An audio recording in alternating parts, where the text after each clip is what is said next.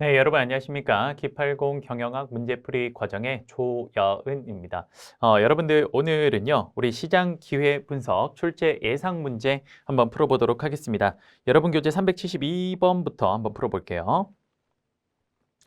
자, 한번 진행해 보겠습니다. 372번 고객 관계 관리의 특징을 설명한 것 중 가장 거리가 먼 것은 CRM 말하는 거죠, CRM. 자, 말 그대로 고객을 좀 밀착 관리하는 거를 말합니다. 그렇죠? 첫 번째 우수 고객을 발굴할 수 있겠죠. 그렇죠? 두 번째 고객 이탈을 최소화할 수 있습니다. 왜? 밀착 관리가 되니까. 3번 업셀링, 상승 판매를 위한 기본 자료로 제공을 할 수 있죠. 제가 지난 시간에 이야기를 했죠. 고객 관계 관리 CRM을 통해서 얼마든지 기존 고객들의 업셀링이 좀 가능하다 이야기를 했고요. 4번에 불특정 다수를 위한 매스 마케팅 도구로 사용되는 게 아니죠. 그렇죠. 말 그대로 고객 니즈 한 명 한 명을 좀 더 밀착 마크해서 관리하는 거라서 정답은 4번이 틀렸네요. 5번 고객이 무엇을 필요로 하는지를 파악하는 것, 니즈에 맞는 거. 자, 373번 한번 보겠습니다. 다음 중 관계 마케팅에 대한 설명으로 가장 거리가 먼 것은 이라고 했습니다. 관계 마케팅. 1번 고객과의 신뢰 형성을 강조한다. 그렇죠. CRM은 고객 니즈에 맞게끔 행동을 해야 되니까요. 2번 데이터베이스 마케팅을 주요한 수단으로 활용한다. 그렇죠. 고객의 데이터를 활용을 해서 고객에게 맞춤형 밀착 관리가 될 겁니다. 3번 신규 고객의 유치를 강조한다. 아니죠. 기존 고객의 유지를 강조하는 겁니다. 정답 3번. 4번 장기적인 마케팅 성과를 지향하죠. 그래서 기존 고객들을 잘 오랫동안 유지하는 거를 목표로 두고 있고요. 5번에 고객과의 지속적인 거래 관계를 유지하고자 한다. 그렇죠. 정답은 3번이 되겠네요. 자, 374번 들어가 보겠습니다. 다음 마케팅 관련된 용어에 대한 설명으로 틀린 것은 잘못된 거 물었습니다. 1번 수평적 통합이라는 건 동일 제품을 생산하고 있는 경쟁 업체의 지배력을 확대하는 거죠. 그렇죠. 같은 단계에 있는 거. 예를 들어서 원재료를 공급하고 요거를 제조해서 요거를 유통한다면 예를 들어서 제조회사가 수평적 통합을 한다라는 건 같은 제조 단계에 있는 사람과 그렇죠. 이렇게 지배력을 확대하는 것을 말하죠. 수직적 통합은 이제 이거죠. 이렇게 합치거나 이렇게 합치는 거. 자, 제조 과정을 중심으로 뒤쪽 걸 합치는 게 후방, 앞쪽 게 전방. 그러니까 이것도 맞죠? 3번에 신비어틱 마케팅, 영구적으로 수요를 고정시키라는 거 틀렸죠? 3번 신비어틱 마케팅이라는 게 뭡니까? 이런 거죠. 신비어틱 마케팅이라는 건 서로 다른 기업들의 장점만을 결합해서 공동으로 생산, 판매, 마케팅 활동을 전개하는 그런 방법을 말합니다. 영구적으로 수요를 고정시키려는 이런 것과는 상관이 없죠. 디마케팅은 지난번에 했죠. 수요가 뭐죠? 일시적 혹은 영구적으로 수요를 감퇴시키려는 과제를 진입 마케팅으로서 디마케팅은 마케팅이 수요를 자극하는 거라면 디마케팅은 그거를 역으로 가는 거다. 사회적 마케팅은 사회와 고객을 넘어서서 그 사회까지도 고려를 해야 되는 걸로 사회적 마케팅의 대표적인 게 그린 마케팅 같은 게 있다라고 했죠. 오케이. 자, 375번 한번 볼게요. 시장 세분화를 위한 소비자의 행동 분석적 요인에 해당하지 않는 거를 물었습니다. 해당하지 않는 거. 자, 볼게요. 행동 분석적 요인에 해당하는 거죠. 1번 편익, 그렇죠? 2번 제품 사용 경험, 3번 제품의 사용 정도, 4번 상표 애호도. 이거 모두 다 뭡니까? 그렇죠. 여기 전부 다 요거는 소비자의 행동 분석적 요인에 해당되는 거예요.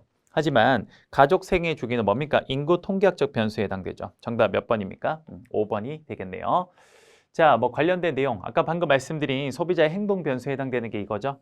그 다음에 가족 생애 주기는 인구 통계학적 변수고 나머지 심리 분석적 변수와 지리적 변수까지 싹 다 정리해 주시면 좋겠습니다. 됐습니다. 자, 376번 들어가 볼게요.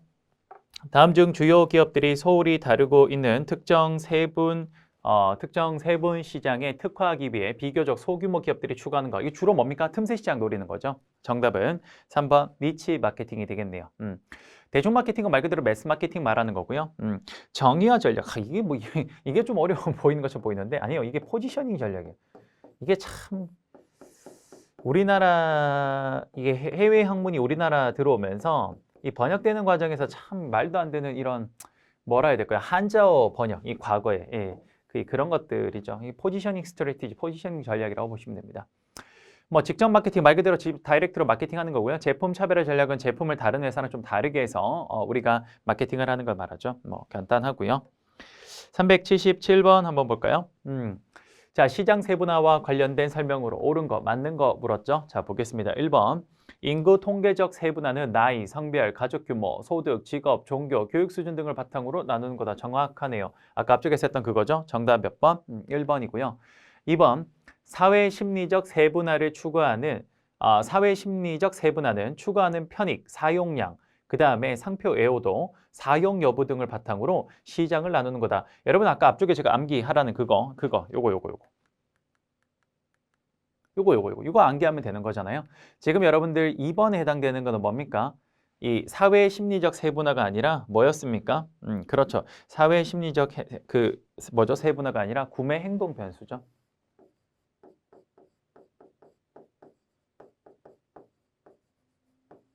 요거고요.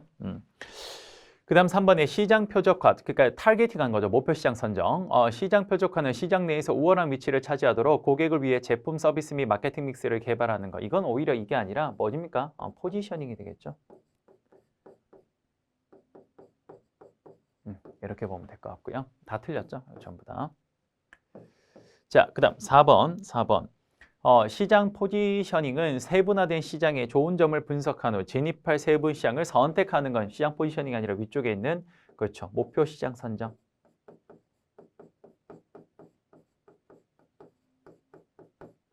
이렇게 보면 될 것 같고요. 5번의 행동적 세분화는 구매자의 사회적 위치, 생활 습관, 개인의 성격 등을 바탕으로 시장을 나누는 거다. 특히 개인의 성격, 이거 뭡니까? 심리 분석적인 거죠. 행동적 변수가 아니라 심리 분석적 변수가 될 겁니다. 다 틀렸고 정답 1번만 맞네요. 그렇죠? 377번까지 했고요. 그다음 378번 해봅시다. 제품에 대한 심리적 불편을 겪게 되는 인지 부조화 요거에 대한 설명으로 옳은 것, 맞는 거 물었습니다. 그렇죠? 자, 볼게요. 1번. 반품이나 환불이 가능할 때는 오히려 인지 부조화가 적게 발생하겠죠. 왜? 이게 내가 잘생긴 맞나? 이런 고민이 들 때 뭐 하는 겁니까? 그럼 반품해버리면 되잖아요. 그렇죠? 그러면 인지 부조화가 적게 나타나겠네. 2번. 구매 제품의 만족 수준에 정비례해서 발생한다. 옳은 거 찾아라 그랬죠. 구매 제품의 만족 수준에 정비례해서 발생한다. 정비례가 아니라 뭐겠습니까? 당연히 반비례 정도가 되겠죠. 그렇죠? 이건 인지 부조화는 내 제품을 제대로 산 게 맞나 이런 거에 대한 확신이 안 든 거기 때문에 만족 수준이 높을수록 적은 오히려 낮아져야 되겠죠. 그래서 틀렸네요. 3번 고관여 제품에서 많이 발생한다. 정확하네요. 그렇죠? 정답 몇 번? 3번. 다음 제품 구매 후 불만족이 큰 경우에 자주 발생한다라고 했는데 여러분 이제 사실 불만족이 큰 경우에 발생할 가능성이 높긴 하죠. 발생할 가능성이 높긴 한데 가장 큰 문제점이 뭐냐면 제가 불만족 이퀄 인지 부조화가 아니라는 걸 계속 좀 강조를 했지 않습니까? 그렇죠?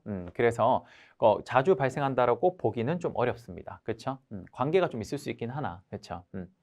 5번에 사후 서비스가 좋을수록 많이 발생하지 않겠죠? 그렇죠? 정답은 3번이 되겠네요. 그렇죠? 옳은 거 찾아라 그랬으니까. 오케이, 됐고요. 379번 들어가 보겠습니다. 경쟁자 분석에서 경쟁자가 누구인지를 알기 위한 방법으로 가장 적절하지 않은 거 틀린 거 물었습니다. 그렇죠? 한번 보겠습니다. 우선 첫 번째 상표 전환 매트릭스. 이건 뭡니까? 한 상표에서 다른 상표로 전환하는 비율을 말하는 건데요. 충분히 경쟁자를 우리가 파악할 수 있겠죠. 맞죠? 두 번째, 지각도. 지각도는 뭡니까? 서로 관련 있는 상품들이 시장 내에서 차지하는 위치를 나타낸 그림이니까 당연히 충분히 경쟁자를 파악할 수 있겠죠. 3번, 상품 시장 매트리스. 마찬가지죠. 이것도 우리가 상품 시장 매트리스 얼마든지 경쟁자가 누군지를 체크할 수 있습니다. 4번에 수요의 교차 탄력성. 이거는 뭡니까?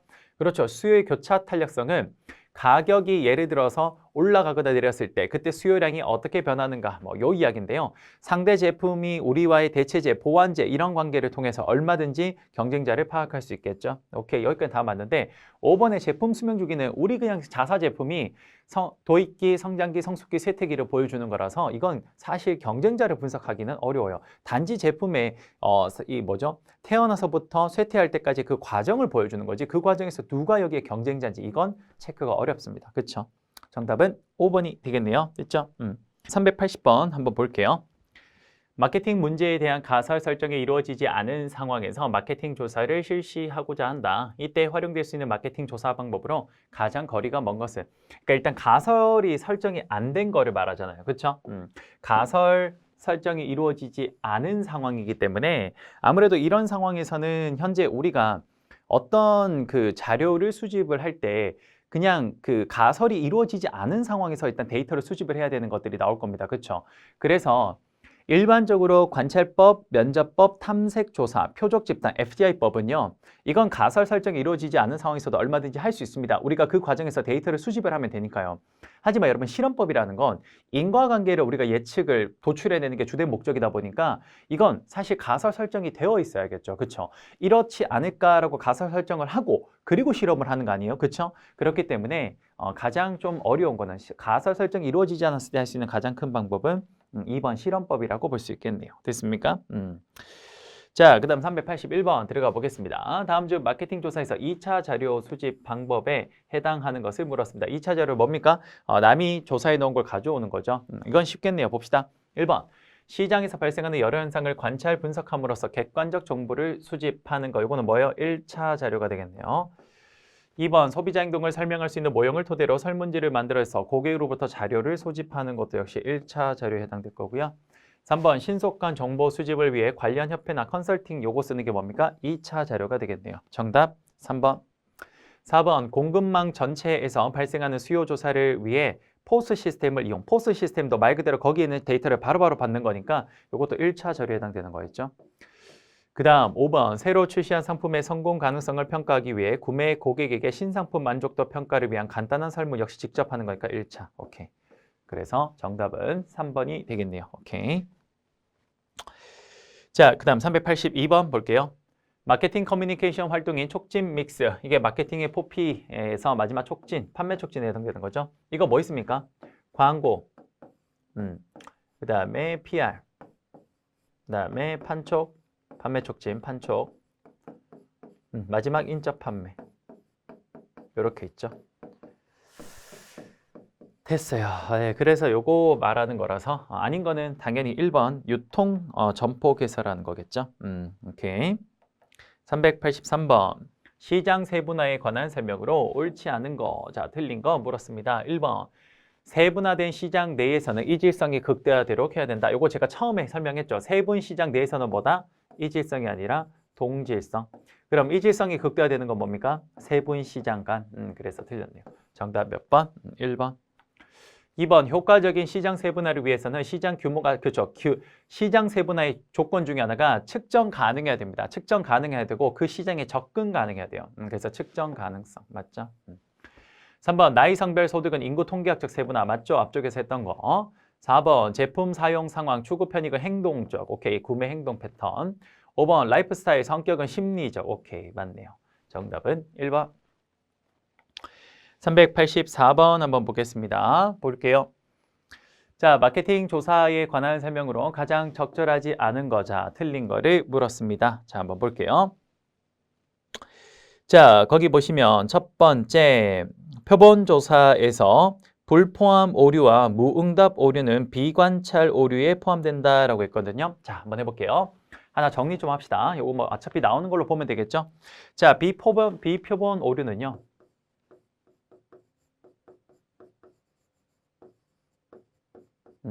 비표본 오류는 일단 크게 두 가지, 관찰 오류랑 비관찰 오류가 있습니다.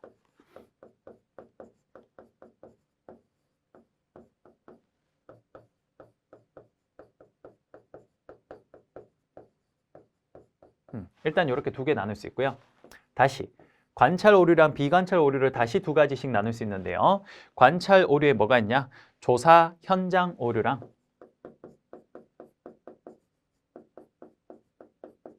자, 오류는 제가 잠깐 생략할게요. 좀 저 지면이 부족해서 조사 현장 오류랑 그 다음에 자료 처리 오류가 있습니다. 이렇게. 그 다음 비관찰 오류는 크게 다시 두 가지가 있는데요.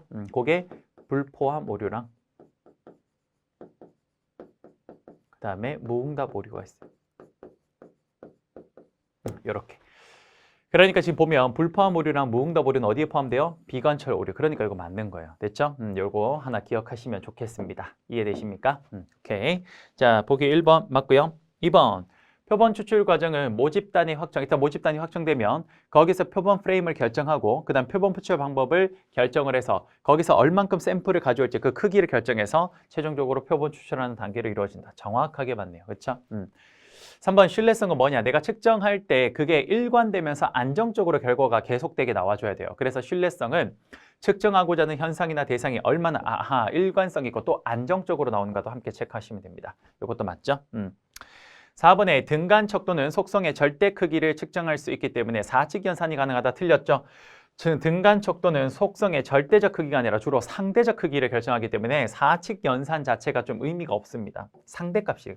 사칙 연산이 의미가 있으려면 절대값이 돼야 돼요. 근데 등간 척도 자체가 절대 크기가 아니라 상대 크기를 보는 거라서 정답은 4번이 되겠습니다. 5번.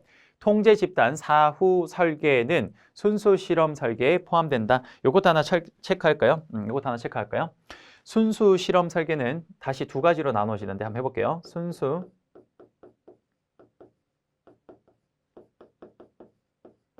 실험 설계는 두 가지로 나뉘는데 첫 번째가 통제 집단 사전 사후 설계.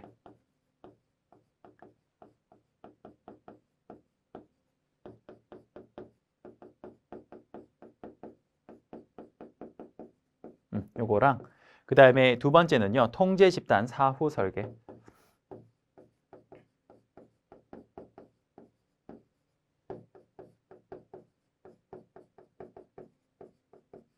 요렇게. 그래서 이 정도 체크하시면 되겠습니다. 됐습니까? 384번까지 했고요. 385번 효과적인 시장 세분화를 위한 요건으로 옳지 않은 거. 자, 틀린 거 물었습니다. 요거 하나 기억하면 좋겠네요. 첫 번째 시장 세분화를 위한 요건에 첫 번째 접근 가능해야 되고요. 그 시장이 충분한 시장성이 있어야 되죠. 세 번째 측정 가능해야 되고요. 다섯 번째 실행 가능해야 돼요. 하지만 세분 시장 간에는 동질성이 아니라 뭐라 그랬죠? 이질성이라 그랬죠. 정답 몇 번? 정답은 4번. 간단한 문제였죠. 386번 들어가 보겠습니다. 386번. 마케팅 조사에 대한 서술 중 가장 적절하지 않은 거를 물었습니다. 자, 적절하지 않은 거 보도록 할게요. 자료 유형 중 1차 자료는 조사자가 특정 조사 목적을 위해 직접 핵심 키워드 나왔네요. 그렇죠? 맞죠? 2번 단어 연상법은 개방형 질문 유형에 속한다. 그렇죠. 개방형 유형 질문 중에 하나가 단어 연상법이 있습니다. 3번 명목 척도는 측정 대상이 속한 범주나 종류를 구분하기 위한 척도를 명목 척도라고 하고요. 4번 전수조사보다 표본조사가 비용이 적게 든다. 당연하죠. 전수조사는 다 하는 거고 그중에 샘플을 뽑는 게 표본이니까 당연히 비용이 적게 들 겁니다. 그렇죠? 5번에 편의-표본 추출법에서는 모집단을 구성하는 모든 측정치들의 동일한 추출 기회를 부여하는 건 편의-표본 추출법이 아니라요. 뭐라고 하냐면요. 확률-표본 추출법이라고 합니다. 확률-표본 추출법. 이렇게. 정답은 5번이 되겠네요. 좋아요. 자, 그 다음에 387번. 요 조금 어려운 문제긴 한데 한번 해볼게요. 마케팅 조사에 관한 설명으로 가장 적절하지 않은 거를 물었습니다. 틀린 거 물었죠? 자, 보겠습니다. 1번. 설문조사에서 응답자를 접촉하는 방법에는 대인면접조사법, 전화, 우편, 인터넷 조사 방법 등이 있으며 이 중에서 자료 수집 비용이 가장 높은 것이 대인면접조사다. 그렇죠. 아무래도 이런 것들은 불특정 다수한테 바로 하는 거니까 비용이 적을 텐데 대인면접은 실제로 가서 하는 거니까 사람을 대인, 보고 하는 거니까 아무래도 돈이 제일 많이 들겠죠. 그렇죠? 2번, 이건 하나 암기합시다. 리커트 척도는 양쪽 끝에 상반되는 의미를 가지는 척도에서 선택하도록 하는 질문 형태가 리커트 척도라고 적혀 있는데 그게 아니라 요거는 의미 차별화 척도라고 이야기를 해요. 하나 암기합시다. 그냥. 의미 차별화 척도. 의미 차별화 척도라고 해요. 한번 볼까? 양쪽 끝에 상반되는 의미를 가지는 척도에서 선택하도록 하는 질문 형태는 의미 차별화 척도라고 이야기를 합니다. 반면 리커트 척도는 일정한 응답의 범위를 정한 후에 사람의 의견, 가치 또는 태도를 측정하는 데 사용되는 일반적인 심리 측정 수단을 의미를 해요. 그래서 2번이 틀린 말이 되겠습니다. 나머지도 다 봅시다. 3번. 마케팅 의사결정에 필요한 자료 중에서 2차 자료란 과거에 다른 목적으로 수집된 자료로서 현재 직면한 의사결정에 활용도 가능한 오케이. 그렇죠. 일단 다른 목적으로 사용됐던 걸 2차적으로 한 번 더 내가 간접적으로 쓰는 거니까. 4번. 판단 표본 추출과 할당 표본 추출은 비확률 표본 추출 방법에 해당되는 거 맞고요. 5번에 층화 표본 추출과 군지 표본 추출은 확률 표본 추출 방법에 해당됩니다. 맞아요. 자, 요것도 하나 체크합시다. 요거는 암기를 해놔야 되는 게 비확률 표본 추출법에는 요게 있고요. 확률 표본 추출법에 이거 두 개 있다. 이건 암기를 해놔야 되는데 이것만 체크합시다. 비확률 표본 추출과 확률 표본 추출은 뭐가 다르냐면 확률 표본 추출은요. 내가 샘플을 뽑을 때 이미 거기에서 어떤 확률로 샘플이 뽑힐지 그걸 사전적으로 확률을 알고 있는 게 확률 표본 추출이 되고요. 비확률 표본 추출은 뭐냐? 내가 샘플을 뽑을 때 그 샘플이 뽑힐 확률을 사전적으로 알지 못하는 경우를 말해요. 그래서 요게 비확률, 밑에 게 확률이 됩니다. 그러니까 이걸 여러분들이 정확하게 뭐 구분하냐 이런 것보다는요. 주로 이 문제가 비확률 표본 추출의 종류와 확률 표본 추출의 종류를 섞어서 나오는 경우가 많아서 요거는 암기 하나 하면 될 것 같아요. 오케이, 됐습니다. 387번까지 마무리했고요. 그다음에 387번 했고요. 388번 들어가 보죠. 388번. 자, 다음 관여도와 관련된 설명으로 바르지 못한 것은 자, 틀린 거 물었습니다. 틀린 거. 자, 볼게요. 1번. 관여도는 지속적 관여도와 상황적 관여도로 구분할 수 있다. 그렇네요. 관여도의 크게 지속적 관여도와 상황적 관여도로 일단 구분을 할 수가 있습니다. 자, 볼까요? 관여도는 일단 지속적 관여가 뭐냐면요. 특정 제품군에 대해서 오랜 기간 지속적으로 관심을 갖는 정도를 지속적 관여도라고 이렇게 분류하고요. 두 번째, 여기서 말한 상황적 관여도는 뭐냐면요. 요거는 선물 구매와 같이 어떤 대상에 대해서 일시적으로 관심을 갖는 걸 상황적 관여도라고 해요. 그래서 관여도는 지속적 관여도와 두 번째 상황적 관여도로 구분할 수 있다. 맞습니다. 2번, 관여도에 영향을 미치는 요인은 개인적 취향도 충분히 관여도에 영향을 미치겠죠. 개인의 취향에 따라서 어떤 취향, 자기가 관심 있는 쪽은 좀 더 고관여 될 거고 아닌 건 저관여 되는 거니까요. 그렇죠? 요게 2번 맞고요. 3번, 특정 제품 구매 시 자신이 소속된 집단으로부터 부정적 평가를 받게 될 것을 걱정하고 있는 거. 이거 뭐라고 하냐면 사회적 위험이라 그래요. 왜? 그 사회 안에서 관계를 갖고 있다 보니까 그 안에서 내가 어떤 제품을 가지고 있을 때 소속된 집단 안에서 그걸 잘못 샀다라고 부정적 평가를 받는 걸 인지하는 걸 사회적 위험을 지각하고 있다라고 합니다. 맞죠? 그 다음 4번 한번 볼게요. 중고차 구매 시 사고 차량을 구매하여 오래 사용하지 못할 것에 대해 걱정하고 있는 건 구매자가 신체적 위험에 대한 지각이 아니라 뭡니까? 그 제품의 뭐예요? 성능에 대한 거죠. 그래서 이거는 성능 위험. 성능 위험에 대한 지각을 하고 있는 겁니다. 그래서 틀린 거는 몇 번입니까? 4번 될 것 같고요. 자, 5번에 관여도는 제품 요인뿐만 아니라 상황 요인에 의해서도 영향을 받는다. 그렇죠? 오케이. 됐어요. 정답은 4번. 다음 389번. 자, 다음 중 고관여 제품에 대한 설명 중 바르지 못한 것을 물었습니다. 1번. 구매 후 불만족을 느끼게 되면 인지 부조화 과정이 크다. 그렇죠? 인지 부조화 과정이 좀 크게 나타날 겁니다. 제가 계속 이야기했지만 불만족 이퀄 인지 부조화는 아니에요. 그 과정이 좀 크게 느껴질 수 있는 거지. 2번에 가격 위험, 성능 위험 등 제품에 대한 위험도가 크다. 그렇죠. 아무래도 고관여는 그만큼 관심도가 많다 보니까 저런 것들을 지각을 좀 더 크게 느낍니다. 그렇죠? 3번 구입 전 많은 시간과 노력을 들여서 정보를 수집하는 거 당연하죠. 자동차 같은 거 할 때 엄청나게 많이 시간과 노력을 들여서 정보를 수집하잖아요. 그렇죠? 그 다음에 네 번째, 제품의 차이가 많이 발생하지 않으면 소비자는 부조화 감소를 위한 노력을 많이 하겠죠. 그렇죠? 그 차이가 많으면 사실 인지 부조화가 그렇게 뭐 크게 나타나지 않겠으나 비슷비슷하니까 자꾸 크게 늦게 나타나는 거죠. 고관여 제품에서.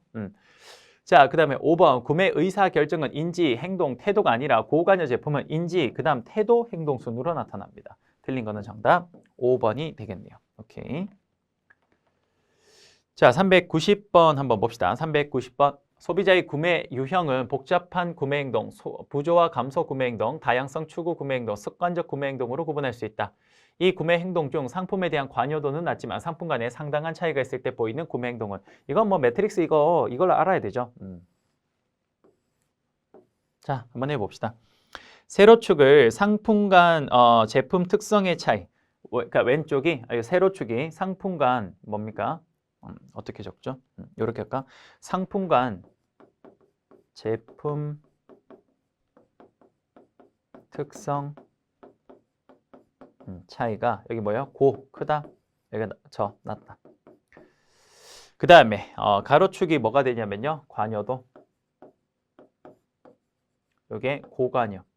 여기가 저관여. 됐죠? 자, 이랬을 때 이제 네 가지가 바로 저거예요. 자, 첫 번째 고관여이면서 상품 특성 차이가 크게 느껴지면서 고관여 제품을 뭐라고 하냐면요. 요거를 복잡한 구매 행동. 복잡한 구매 행동. 이렇게 볼 수 있을 것 같고요. 두 번째, 제품 특성 차이가 크면서 관여도가 낮은 거, 이걸 뭐라고 하냐면 다양성 추구 구매 행동입니다.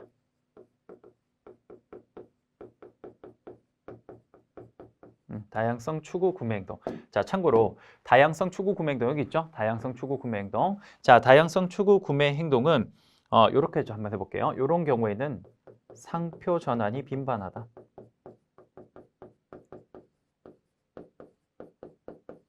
이렇게 됐죠? 좋아요. 자, 그 다음에 제품 특성 차이를 낮게 느끼면서 관여도가 높은 거, 이걸 뭐라고 합니까? 부조화 감소 구매 행동. 부조화 감소 구매 행동 여기 있죠? 부조화 감소 구매 행동.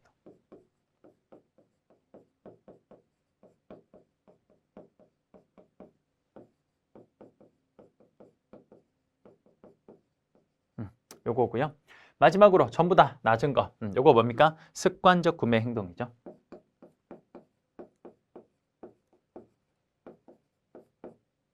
구매 요겁니다. 그렇죠?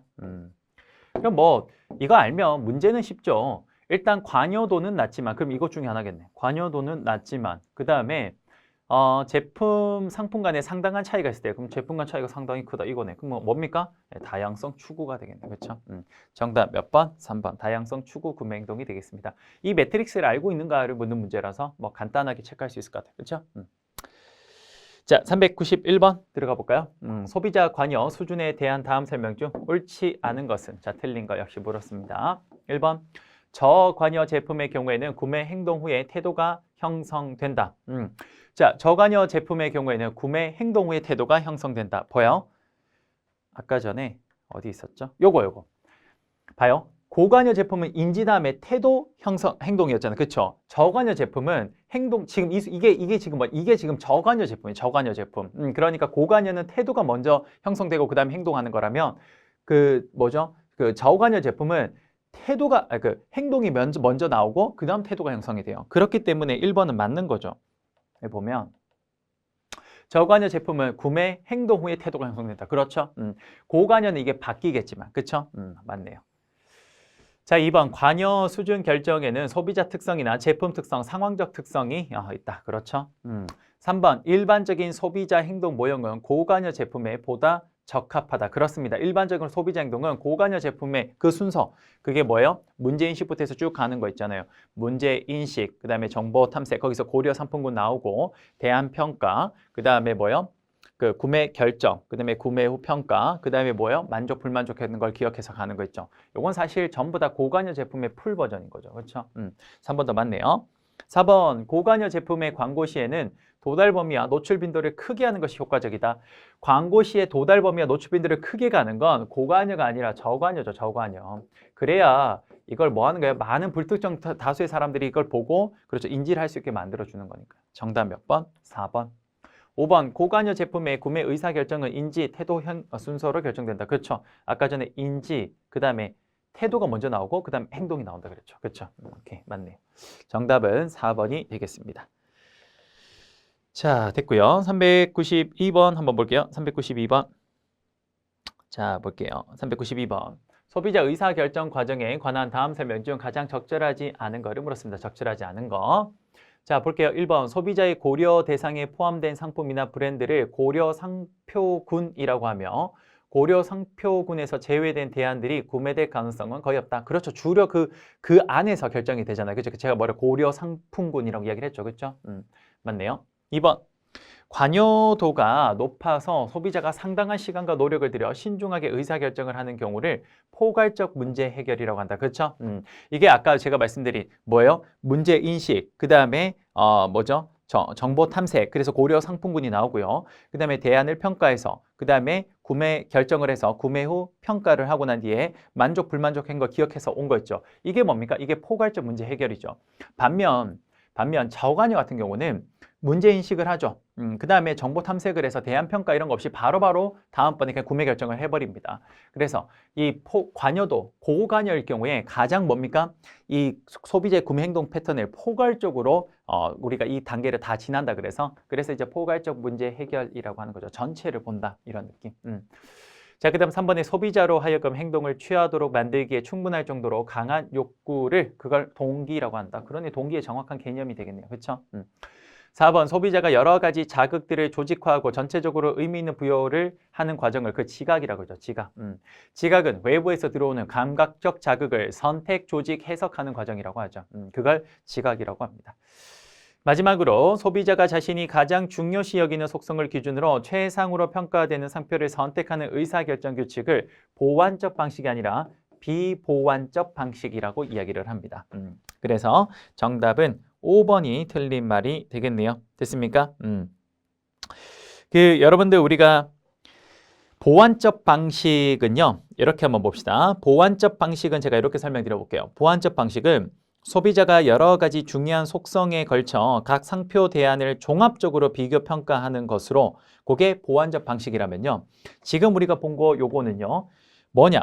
자, 비보완적 방식이라는 건 한 속성의 약점이 다른 속성의 강점에 의해서 보완되지 않는 방식으로 대표적으로 우리가 사전 편집식이나 연속 제거식, 결합식 같은 것들의 방식들이 전부 다 여기에는 비보완적 방식에 해당되는 겁니다.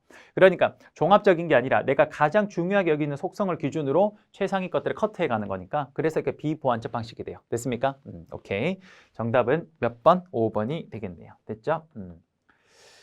자, 그 다음에 393번 한번 보겠습니다. 393번 통합적 마케팅 커뮤니케이션에 관한 설명 중 옳지 않은 거를 물었습니다. 옳지 않은 거. 자, 볼게요. 강화 광고는 기존 사용자에게 브랜드에 대한 확신과 만족도를 준다. 그렇죠. 강화 광고라는 것 자체가 당신이 산 게 브랜드가 잘 산 선택입니다 라는 걸 해주는 거니까 그 브랜드에 대한 확신과 만족도를 주는 게 맞죠. 2번 가족 브랜딩. 이게 뭡니까? 하나의 그 브랜드를 가지고 여러 제품군에 동시에 쓰는 거죠. 가족 브랜딩은 개별 브랜딩과는 달리 한 제품을 촉진하면 나머지 제품도 촉진된다. 그렇죠. 이게 연상작용으로 다 함께 패밀리 군으로 가다 보니까 하나만 촉진시켜도 함께 쫙 올라갈 수가 있습니다. 그렇죠? 자, 3번 촉진에서 풀 정책은 이렇게 땡기는 거죠. 제품에 대한 강한 수요를 유발할 목적으로 광고나 판매 촉진 등에서 활용한 정책이다. 그래서 수요를 끌어당기는 거니까. 그렇죠? 4번 PR은 조직의 이해관계자들에게 호의적인 인상을 심어주기 위하여 홍보, 후원, 이벤트, 웹사이트 등을 사용하는 커뮤니케이션 방법을 그렇습니다. PR이라고 하죠. 5번의 버즈 마케팅은 소비자에게 메시지를 빨리 전파할 수 있게 이메일이나 모바일을 통해서 하는 게 아니라 버즈 마케팅은 그걸 실제로 사용한 고객들이 실제로 사용한 고객이 그걸 다른 사람한테 전파하는 거예요. 그래서 이걸 버즈 마케팅이라고 얘기를 하는 겁니다. 됐죠? 오케이. 정답 몇 번? 5번이 되겠네요. 사실 이건 약간 상식 같은 문제이긴 해요. 그렇죠? 그래요. 여러분 우선 이번 시간은 여기까지 좀 마무리하도록 하겠습니다. 여러분 수고 많으셨고요. 저는 다음 시간에 다시 찾아뵙도록 하겠습니다. 감사합니다.